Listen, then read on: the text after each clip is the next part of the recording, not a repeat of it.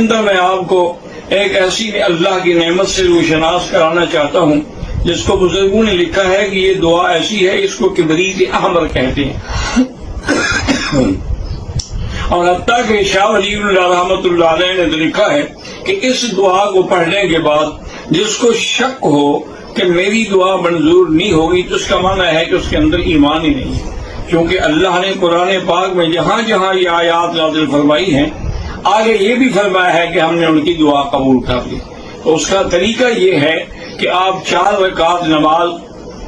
صلاۃ الحاجہ کی نیت کریں، اور پاک کپڑے ہوں، پاک لباس ہو، پاک جگہ ہو، اگر خوشبو لگائی ہوئی ہو تو اور اچھی بات ہے، اور پھر اللہ کی طرف رجوع کر کے آپ کھڑے ہوں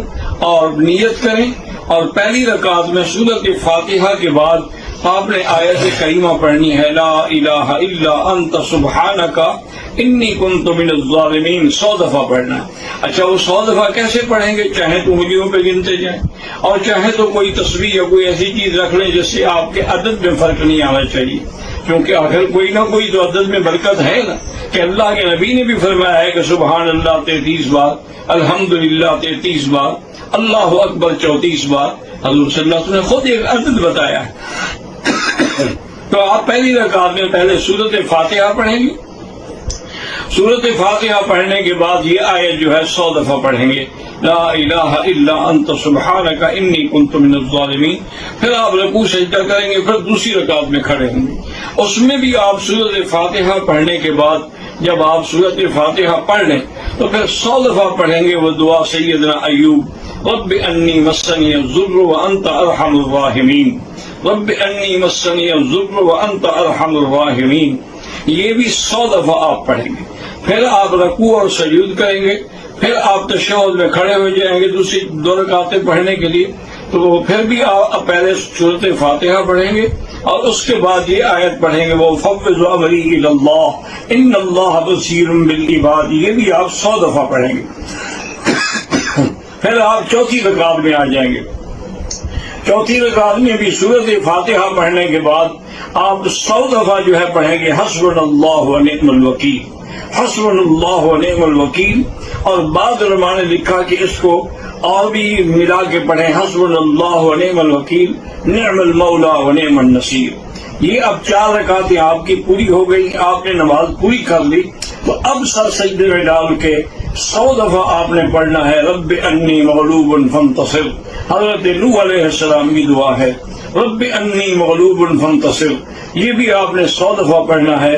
اور اس ساری عبادت کو شروع کرنے سے پہلے بھی آپ نے ایک تسبیح درود شریف کی پڑھنی ہے،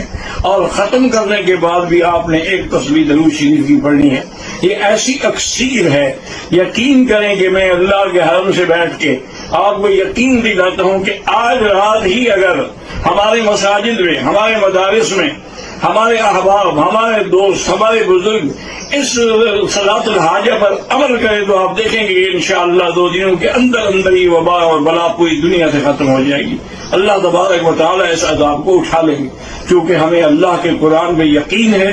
اللہ تعالیٰ کے قرآن کی آیات پہ یقین ہے، اور اللہ سے مانگنے پہ یقین ہے، اور یہی اصل میں دین ہے کہ اس سے مانگے اور اس کے غیر سے نہ مانگے۔ اللہ سے مانگنا اور غیر سے نہ مانگنا یہی ایمان ہے۔ اور یہ نیٹ پہ ڈالا تھا تو کہہ رہا تھا کہ آج میں نے دیکھا ہے تو اس کو 18 لاکھ آدمی الحمدللہ پڑھ چکا ہے۔ یاد رکھیں یہ اللہ کے حرم کی برکت ہے، ورنہ من آنم کے من دانم، ہم جانتے ہیں کہ ہم کیا ہیں۔ یہ اس گھر کے برکات ہیں، ثمرات ہیں۔ میرے خیال میں جس بزرگ نے بتایا ہوگا اس وقت بھی 18 لاکھ آدمی نے نہیں پڑھا ہوگا۔ تو اب یہ جو چیز ہے، اصل بات یہ ہے کہ اللہ کے حرم کی برکت۔ اب 18 لاکھ میں اگر 1 لاکھ نے بھی وہ آیت پڑھ لی نا تو انشاءاللہ کام تو ہوگا۔